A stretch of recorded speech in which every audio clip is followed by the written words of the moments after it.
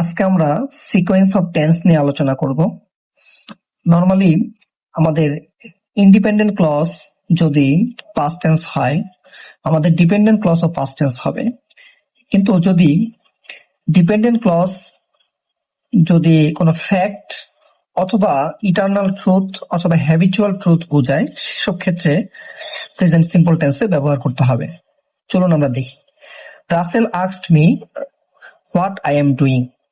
এই বাক্যটি ভুল, কারণ এখানে independent clause Russell asked me past tense, কিন্তু সেক্ষেত্রে যে dependent clause I am doing সেটা ভুল হয়েছে, সিকোয়েন্স অফ টেন্স অনুসরণ করেনি।